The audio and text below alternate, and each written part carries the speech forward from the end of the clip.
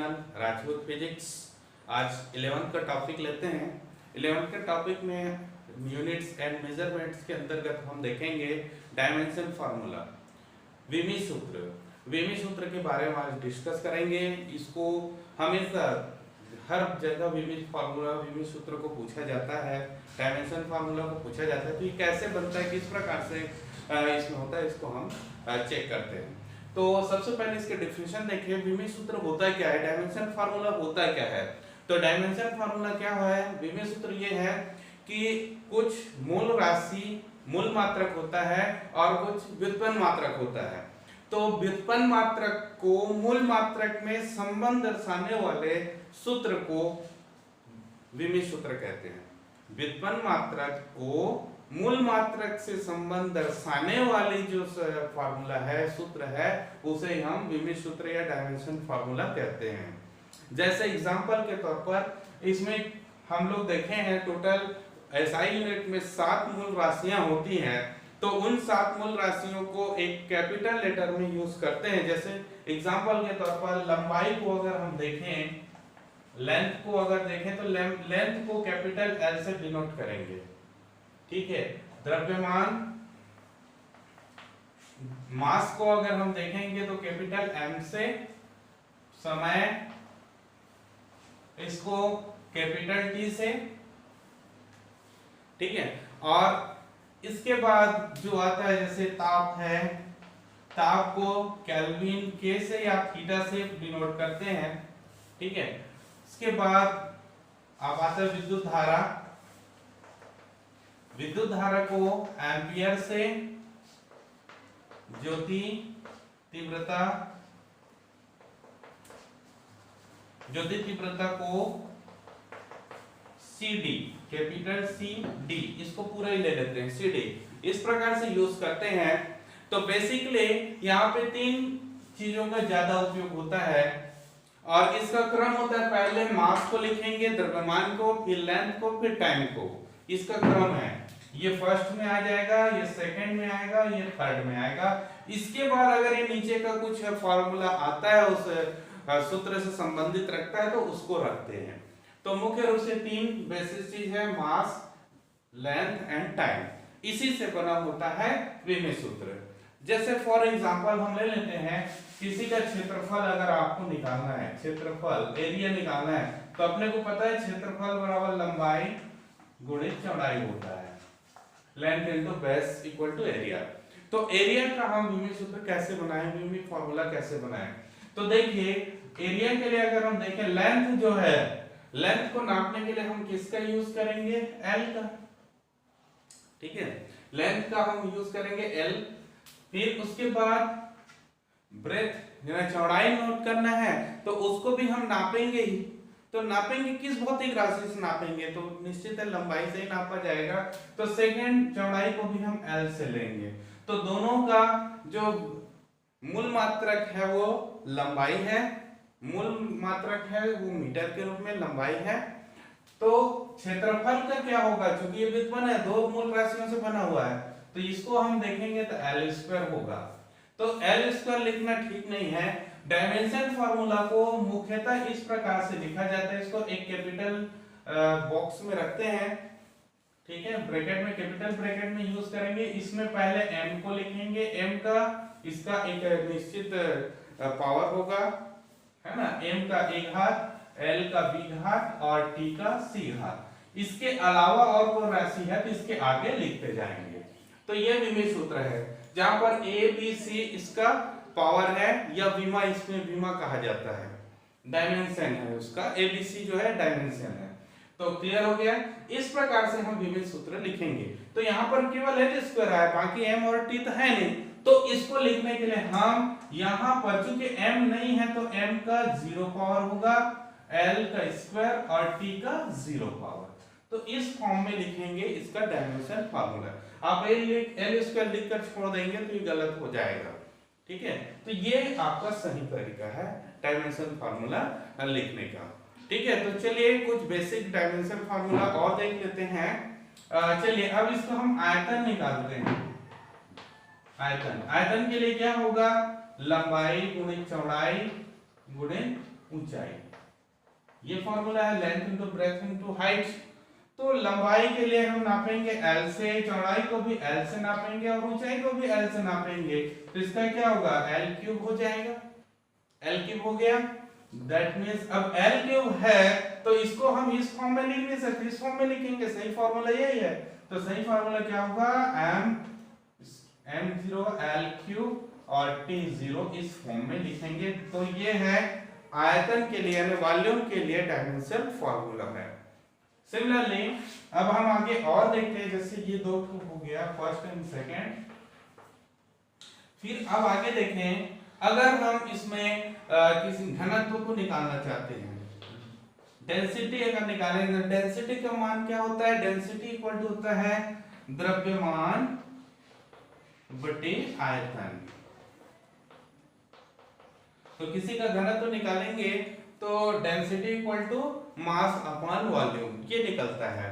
तो डेंसिटी के लिए, घनत्व के लिए हम मास को हम कैपिटल M से डिनोट करेंगे। आयतन का भी हमने क्या निकाला, L क्यूब। तो इसको लिखेंगे कैसे होगा, M L ऊपर जाके माइनस C हो जाएगा, घातांक के नियम लगाएंगे तो ये हो गया। अब डायमेंशन फार्मूला में अगर लिखा जाए तो M L माइनस Q, अब T तो है नहीं इसलिए T का 0 पावर। तो इस प्रकार से हम इसका विमीय फार्मूला ये लिख सकते हैं। तो ठीक है, चलिए चेक करते हैं। तो कुछ भौतिक राशि हैं उनके बारे में हम लोग डिस्कस कर चुके हैं उसके विमीय सूत्र में। तो जैसे हम देखें क्या होता है अपेक्षित घनत्व। तो अपेक्षित घनत्व का मतलब क्या होता है, वस्तु का घनत्व बटे पानी का घनत्व। तो दोनों घनत्व है। अगर हम इसका विमीय सूत्र देखें mLT - 2/0 और ये है ये, तो m और m का डायमेंशन 0 हो जाएगा, l और l का भी डायमेंशन 0 होगा, t का भी 0 होगा।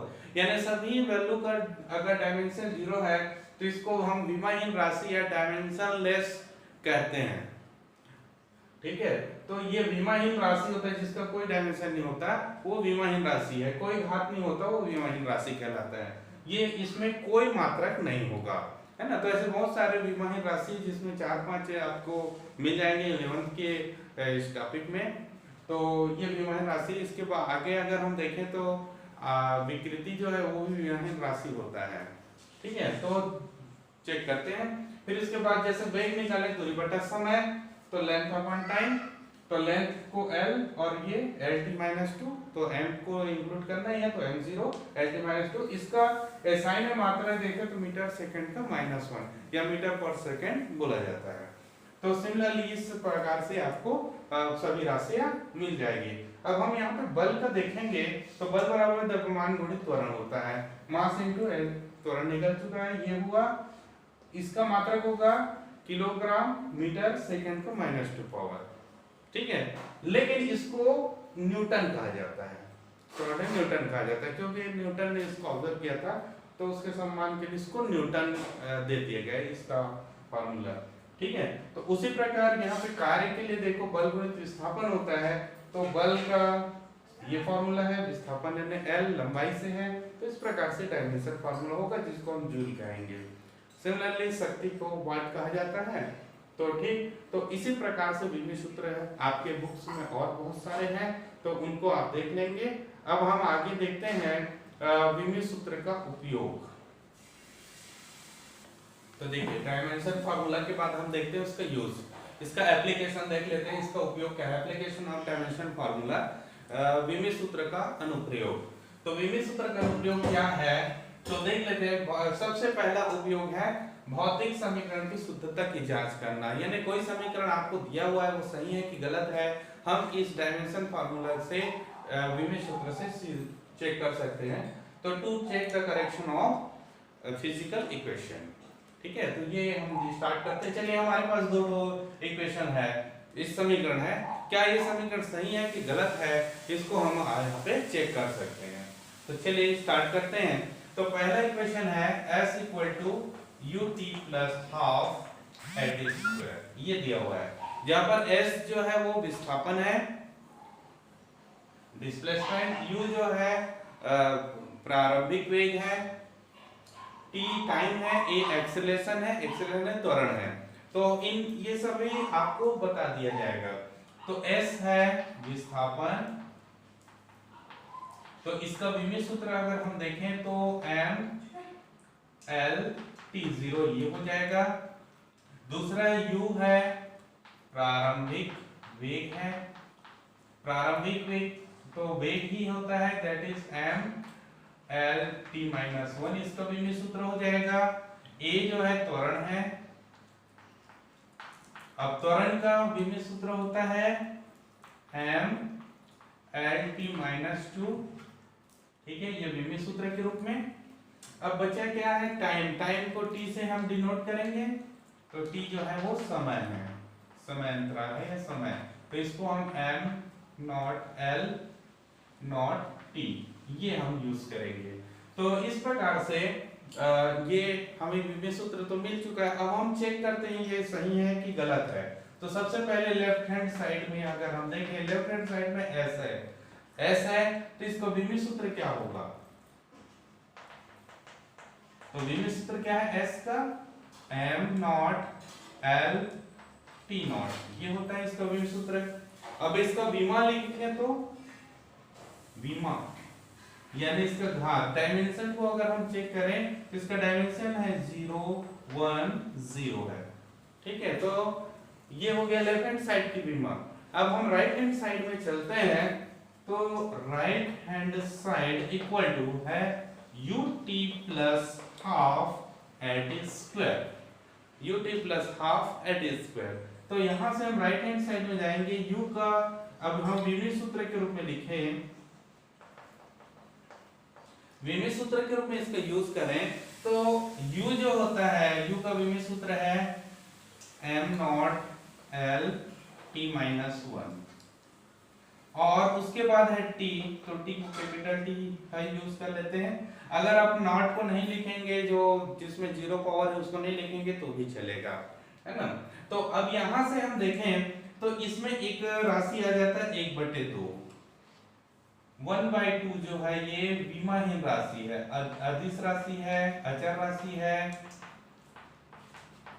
इसको हम विमाहीन राशि कहेंगे। तो विमाहीन राशि को हम नेगलेक्ट कर दे तो भी चलेगा, ठीक है, क्योंकि इसका विमा से तो मतलब है नहीं, हम विमीय सूत्र से स्टार्ट कर रहे हैं। अब a त्वरण है तो a का विमीय सूत्र अगर हम चेक करें, इसमें रखेंगे तो a का विमीय सूत्र क्या था, m नॉट l t-2, उसके बाद t है तो t स्क्वायर इस प्रकार से आ जाएगा, t का होल स्क्वायर इस प्रकार से आ जाएगा। अब इसको हम सॉल्व करें तो क्या हो जाएगा, ये यहाँ पे सॉल्व करें घातांक के रूप में तो t का यहाँ पे 0 पावर हो जाएगा प्लस -1, और ये इसकी विमा है और ये विमीय सूत्र दोनों सेम है। विमीय सूत्र देखो यहाँ भी वही है, यहाँ पर भी वही, दोनों सेम है। अब विमाएं को अगर लिखा जाए तो विमाएं इसका हो जाएगा 0 1 0, ठीक है। तो देखो लेफ्ट हैंड साइड और राइट हैंड साइड की विमा बराबर है, क्योंकि लेफ्ट हैंड साइड की विमा बराबर राइट हैंड साइड की विमा,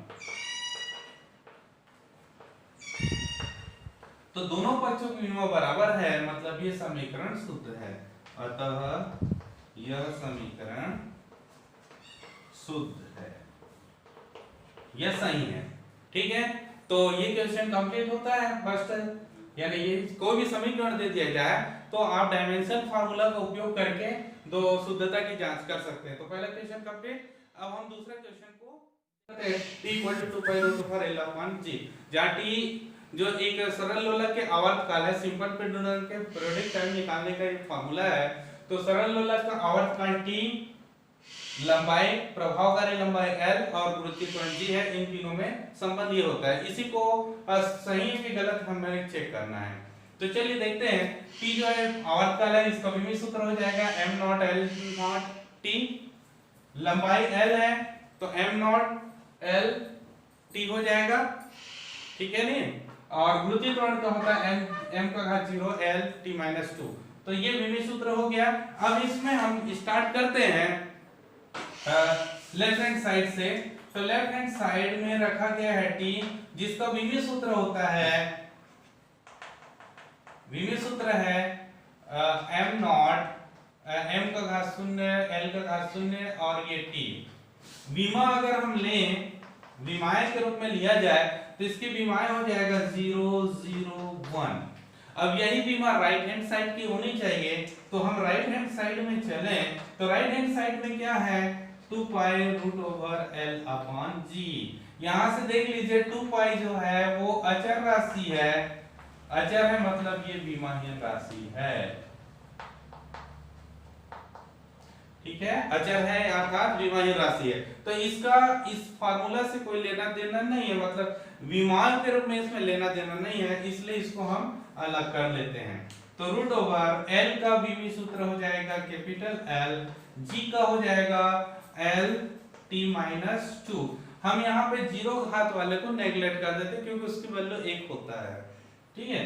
तो अब यहाँ से l कैंसिल हो जाएगा और t को अगर ऊपर ले जाएं तो t का पॉजिटिव 2 हो जाएगा, नेगेटिव से ऊपर गया पॉजिटिव, अब उसका रूट ले लें तो t आ जाएगा।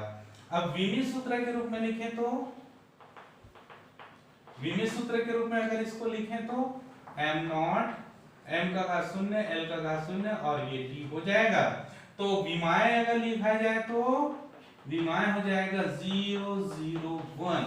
अब यहां से देखो लेफ्ट हैंड साइड की विमा और ये राइट हैंड साइड की विमा समान है, तो चूंकि लेफ्ट हैंड साइड की विमा बराबर राइट हैंड साइड की विमा, अतः यह समीकरण शुद्ध है। तो आपको कभी अशुद्ध समीकरण भी दे दिया जाएगा, जैसे मान लो यहाँ पर l के जगह कोई दूसरा दे दिया v दे दिया मान लो, तो ये समीकरण गलत आएगा, यानी राइट हैंड साइड की विमा गलत आएगा, तो उसमें दोनों साइड की विमाएं समान नहीं होगी, ठीक है। तो अगर ये प्रश्न इस प्रकार से आता है तो आप बना सकते हैं। इसी प्रकार और भी एग्जाम्पल है, उनको हम